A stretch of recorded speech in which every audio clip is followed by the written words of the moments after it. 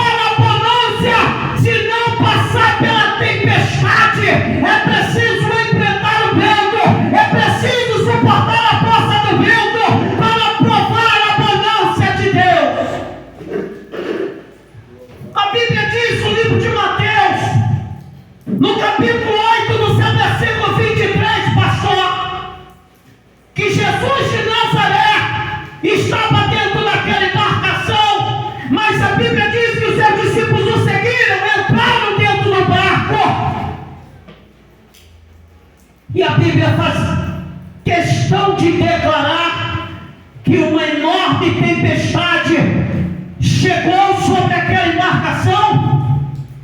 Eu imagino que dentro de um barco que estava balançando de um lado para o outro, quando você lê a Bíblia atualizada para corrigida, você vai ver dois tipos de versão.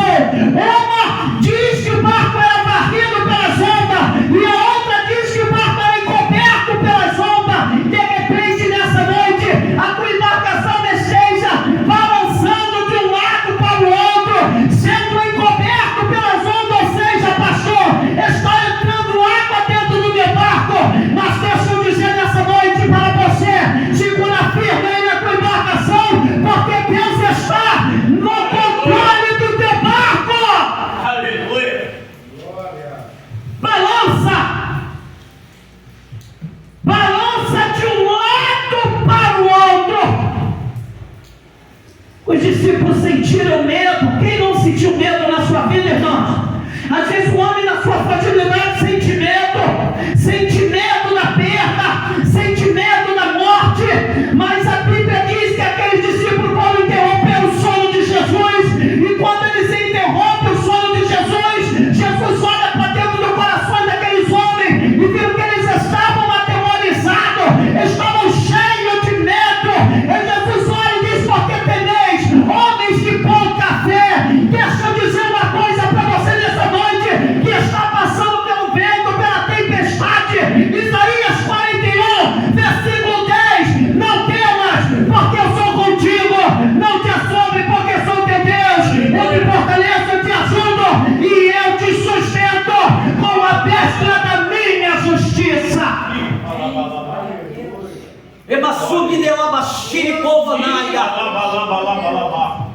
Às vezes, irmãos, o homem não entende o porquê o processo, o porquê o vento, porque está preocupado apenas em ter uma vida regata. Mas a Bíblia diz dessa forma que o vento era forte. Talvez você esteja pensando em parar, talvez você esteja pensando em desistir, talvez você seja aquele que já abriu a boca para dizer: eu não estou suportando mais, eu não estou aguentando mais, eu vou arrumar minha mala, minha bagagem e eu vou pular para fora desse barco.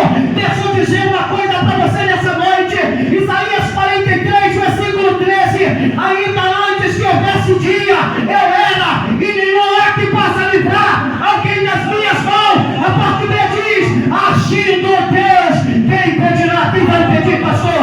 Quem vai impedir o agir de Deus? Quem vai impedir o mover de Deus dentro dessa igreja, nesse lugar? Quem vai impedir? Tudo eu posso naquele que me fortalece. Deus, aleluia, está à procura de homens e mulheres que glorificam a Deus nas perdas, nos ventos, nas lágrimas, no choro. Deus está em busca de homens e mulheres que glorifiquem o seu nome. Aleluia. Ebacai de canta lá, chubiei, tecai de coma na baixúria. Tudo eu posso naquele que me fortalece. Paulo deixou essa palavra porque Paulo sabia, porque aprendeu a confiar, aprendeu a depositar a confiança em Deus, aprendeu a esperar em Deus.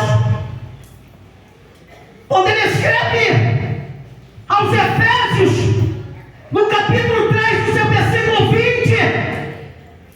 ele diz: olha, aquele que é poderoso para fazer infinitamente mais do que tudo quanto pedimos ou pensamos, conforme o seu poder que opera em nós. O poder é liberado de dentro de você, o poder está em você, o poder mora em você, o poder habita em você. Glória a Deus. Eu imagino, a situação era tão estreita que aqueles homens estavam tão atemorizados, medo de ser lançado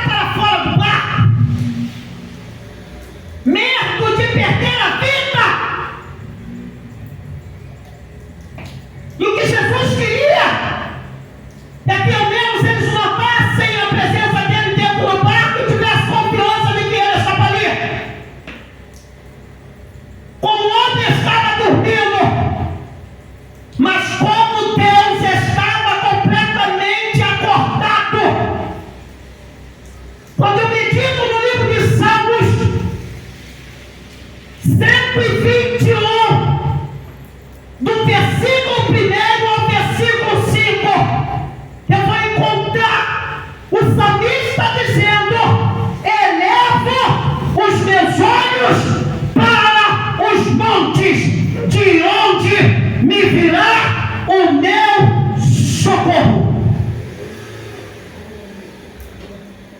E eu imagino que o salmista olha para cima. Mas por que, Marquinhos? Porque ele sabia que Monte Pastor não está situado embaixo, e sim em cima. A visão dele era tremenda. A visão dele era uma só: olhar para o alto. Ele faz uma pergunta: de onde me virá o meu socorro? Se você vem ao versículo 2, você encontra a Bíblia já trazendo a resposta para o salmista: o meu socorro vem do Senhor que fez os céus e a terra. Você pode abrir a tua boca, levantar a tua mão direita e dar glória por essa palavra. Louvado é teu nome. O versículo 3 ele diz: ele não permitirá que os teus pés vacilem, não dormitirá aquele que te guarda. Tem pessoas que pensam que estão sozinhas. Tem pessoas que pensam que Deus já não está mais vendo mais. Mas Marquinhos, eu tenho orado tanto e não vejo resposta. Parece que Deus se esqueceu de mim. Parece que Deus não olha mais para mim. Aí o versículo 4 de Salmo 121, a Bíblia vai dizer dessa forma: para você que pensa que Deus está com os olhos fechados, está cochilando, ele diz: é certo que não dormita e nem dorme o guarda de Israel. Olha para o teu irmão e diga assim: Deus está te vendo. Deus está olhando para você. O versículo 5, pastor, a Bíblia diz desta forma: o Senhor é quem te guarda. O Senhor é a tua sombra, a tua direita. Ó, para você que está ouvindo, está parado, aleluia, do teu lado direito tem a tua sombra, a sombra do teu espírito. Mas eu quero dizer para você nessa noite que sobre a tua sombra, sobre a sombra do teu espírito, está a sombra do Espírito Santo de Deus que mora em você. Aleluia. Glória a Deus. Que coisa tremenda, irmãos. Tem pessoas que acham que Deus não está vendo mais, Deus não está olhando mais. Tem pessoas que pensam que Deus se esqueceu. Ah, mas está demorando muito, pastor. Parece que quanto mais eu oro, mais a situação se complica. Emalasticova. Não estou aguentando mais. Aí olha, para você que tem passado o processo da humilhação na tua casa, no teu trabalho, no lugar onde você está. O versículo 11 de Isaías 41, o capítulo 40, no versículo 31, o capítulo 49, no versículo 14 e 15. 41, versículo 11 diz: eis que envergonhados e confundidos serão todos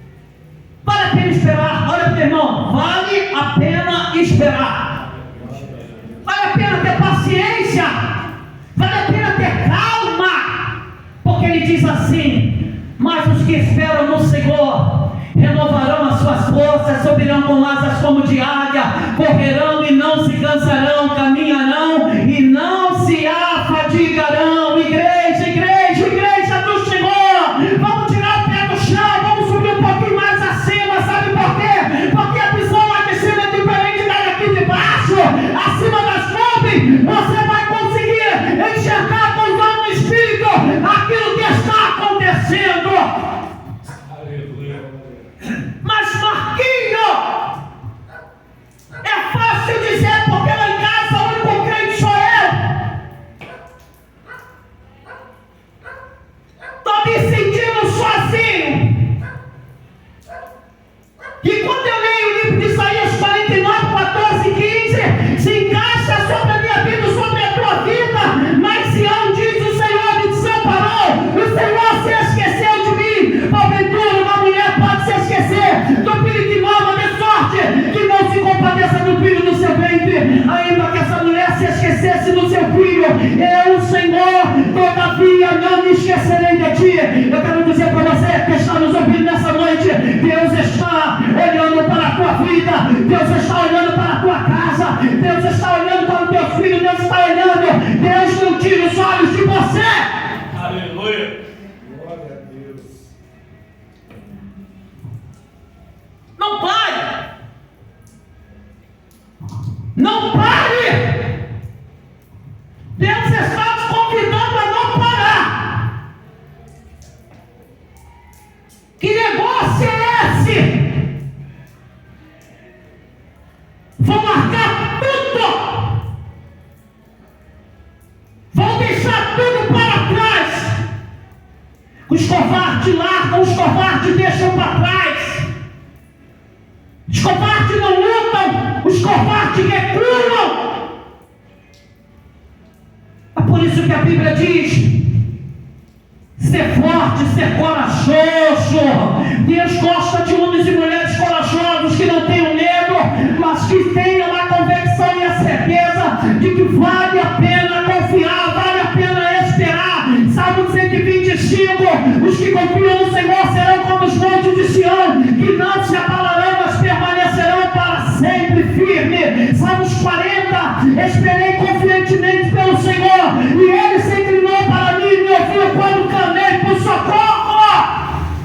Aleluia. Confiança. Deus gosta de ver homens e mulheres que tenham confiança, que não tenham medo. Mas o vento está forte demais.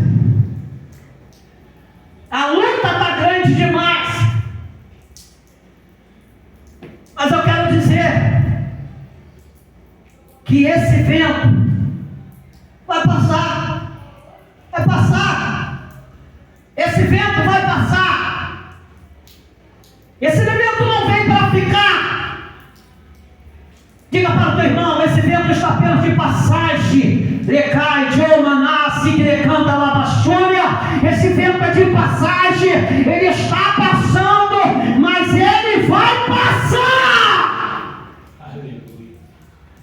Glória a Deus. Elias foi um homem que experimentou uma dose poderosa do poder de Deus. Profeta que viu completamente o fogo consumir o altar, que zombou dos profetas de Baal, que viu os profetas de Baal serem consumidos a fio de espada, se intimidou, sentiu medo.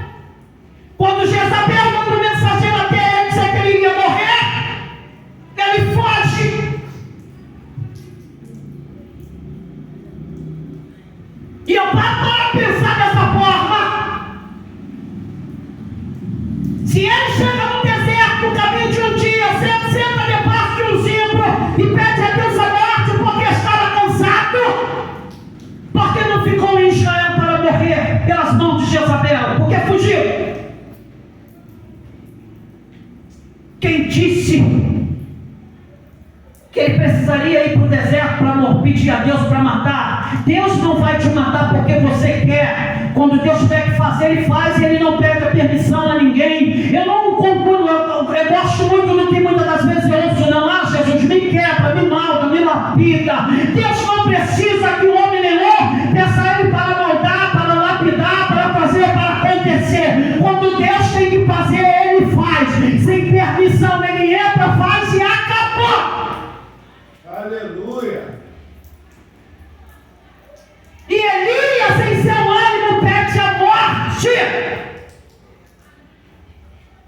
Já basta, Senhor, toma agora a minha vida. Deus sabia que a obra era grande, que o propósito era grande.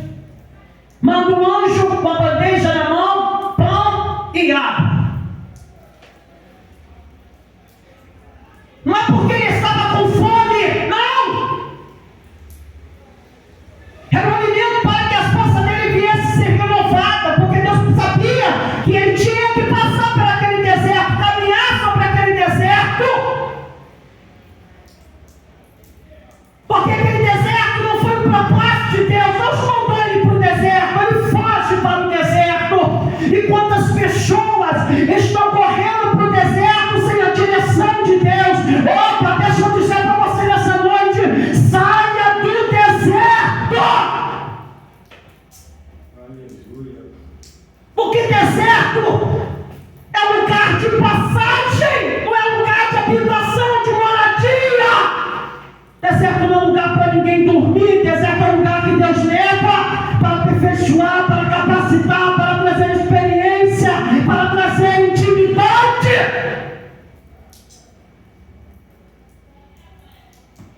Tudo eu posso naquele que me fortalece.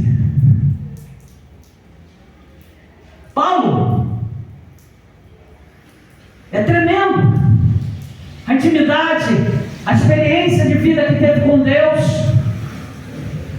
Quando ele vai lá na carta aos Romanos, no capítulo 8, do versículo 17, no versículo 35, no versículo 36, no 17 ele diz: ora, se somos filhos, somos herdeiros, herdeiros com Deus. Se com Ele sofremos, também com Ele seremos glorificados.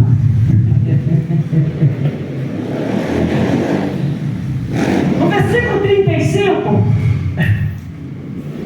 ele fala poderosamente: nada poderá nos separar do amor de Cristo, nem a tribulação, nem o perigo, nem a fome, nem a nudez, nem a espada. No versículo 36 ele diz: em todas essas coisas somos mais do que vencedores.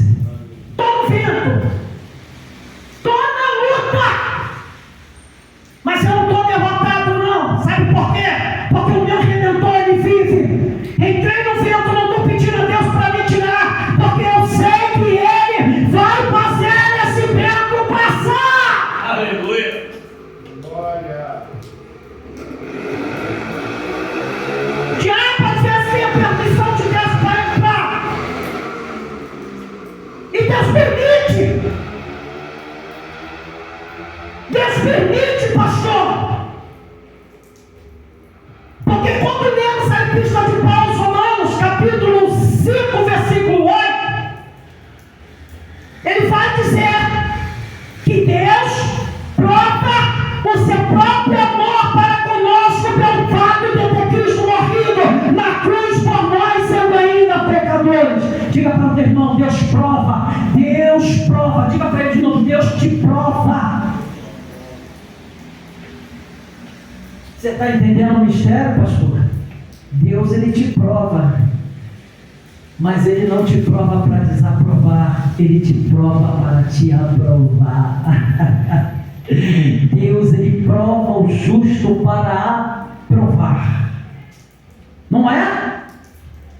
Deus prova. Salmos, ele diz que o Senhor conhece o caminho do justo, mas o caminho do ímpio perecerá. Deus, ele prova o justo para aprovar. Jó tinha tudo para negar a Deus, tudo.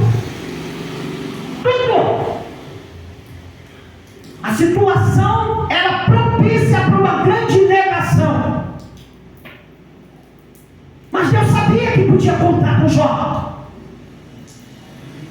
Por quê, irmãos? Porque Jó era próspero. Jó tinha tudo. E uma fé grande, porque ele perde tudo. Antes eu te conhecia de ouvir, agora os meus olhos te veem. No final do estágio de Jó, a Bíblia diz que mesmo na calamidade, ele abre a boca para abençoar. E abençoar aqueles que falaram mal dele. E Deus vai lá e restitui tudo aquilo que ele tinha perdido. Então eu deixo essa palavra para a tua vida nessa noite, que esse vento vai passar, essa luta vai passar, essa tempestade ela vai passar.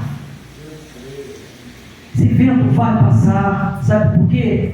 Porque o nosso Deus, ele está no meio da igreja, ele está no centro da igreja. A igreja só precisa continuar olhando para cima, porque o Senhor, ele está no controle da nossa direção.